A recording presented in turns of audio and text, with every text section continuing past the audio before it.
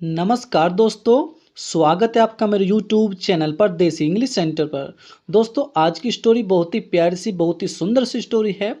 और दोस्तों इस स्टोरी में आपको बहुत ही ज़्यादा एडवांस लेवल के वर्ड सीखने के लिए मिलेंगे, वर्डों की करेक्ट प्रोनाउंसिएशन सीखने के लिए मिलेगी। और दोस्तों जो भी इसमें ग्रामर का पोर्शन है वो भी हम डिटेल से कवर करेंगे ताकि आपकी ग्रामर की भी प्रैक्टिस हो जाए। तो देखते हैं दोस्तों आज की स्टोरी का नेम क्या है, टाइटल क्या है। The super salesman.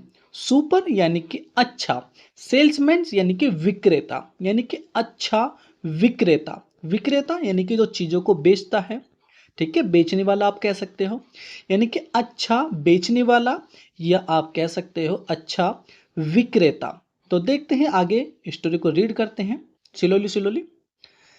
Telani Raman was trying to sell his house. Telani Raman, भाई जो तेलानी रमन है, वोज ट्राई वो कोशिश कर रहे थे, टू सेल बेचने की, हिज हाउस अपने घर को।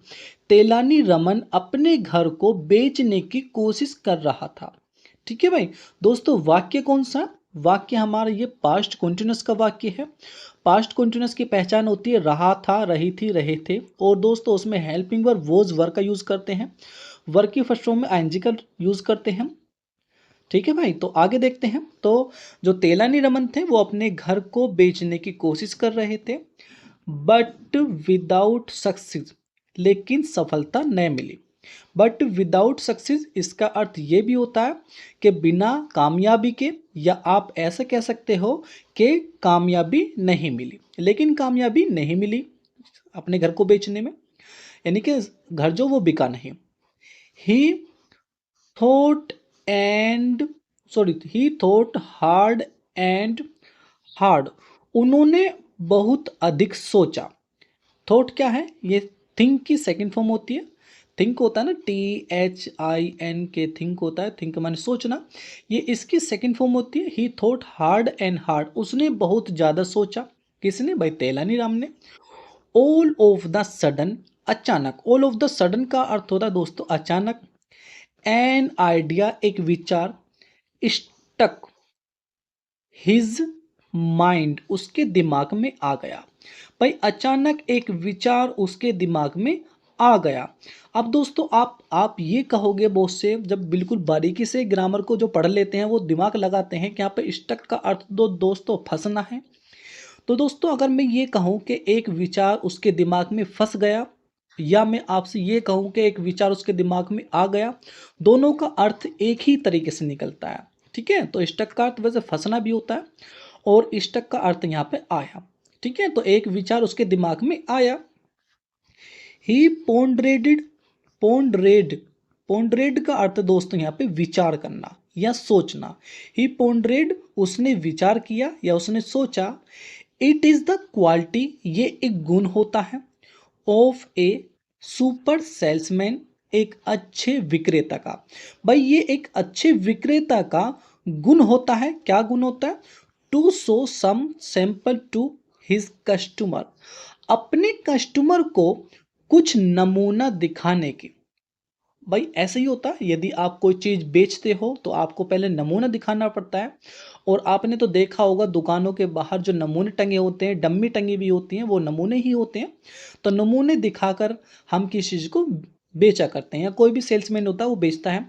तो ये वही कह रहा है कि एक अच्छी गुण होता है एक सेल्समैन में, एक विक्रेता में। कौन सा गुण होता है कि वो दिखाए सम सैंपल टू हिज कस्टमर, अपने कस्टमर को सैंपल दिखाने का। भाई कुछ सैंपल दिखाने का गुण होता है हर किसी में जो बेचने वाला होता है, क्योंकि सैंपल दिखाकर ही कोई सामान बेच जाता है। बट लेकिन I am without any sample, लेकिन मेरे पास कोई भी नमूना नहीं है, कोई भी सैंपल नहीं है। How can I be able to sell off my house, मैं अपने घर को कैसे बेच सकूंगा। भाई how can I able to sell off, कि मैं कैसे बेच सकूंगा माई हाउस, अपने घर को। भाई जब मेरे पास नमूना ही नहीं है तो मैं अपने घर को कैसे बेच सकूंगा। डेज वेंट बाय, दिन गुजर गए। भाई जो कुछ दिन थे वो गुजर गए। वन डे, एक दिन। ही प्रेज्ड, प्रेज्ड का अर्थ है दोस्तों यहाँ पे निकालना, आप इसे नोट कर सकते हो। प्रेज्ड का अर्थ है कोई चीज जोर दे करके निकाल लेना। आप देखते हैं उसने क्या निकाली। ही प्रेज्ड, उसने निकाली, आउट, बाहर, ए ब्रिक, एक ईंट, उसने एक ईंट बाहर निकाली। फ्रॉम द वॉल, दीवार से। ऑफ हिज हाउस, अपने घर की। भाई उसने अपनी घर की दीवार से एक ईंट को बाहर निकाला।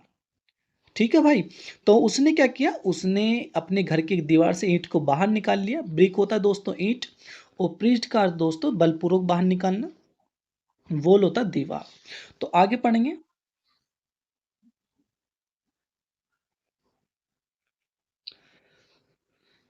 तेलानीज वाइफ, तेलानी की पत्नी। दोस्तों एबस्टोफी एस होता है जिसका अर्थ होता है का, की, के। कैसे हम इसका यूज करते हैं, जैसे तेलानी की पत्नी, तेलानी की पत्नी।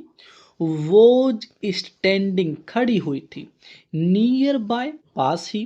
भाई तेलानी की जो पत्नी थी वो पास ही खड़ी हुई थी। दोस्तों वाक्य कौन सा, पास्ट कॉन्टिन्यूअस का वाक्य है। पहचान होती है रहता, रहती, रहते। ठीक है, या ऐसा होता है खड़ा है, पिया है, इस तरीके से भी इसका अर्थ होता है। ठीक है, तो जो तेलानी की जो पत्नी है वो खड़ी हुई थी पास ही। She could not control herself, वो अपने आप को न रोक सके, कंट्रोल न कर सके। भाई वो अपने आप को न रोक सके।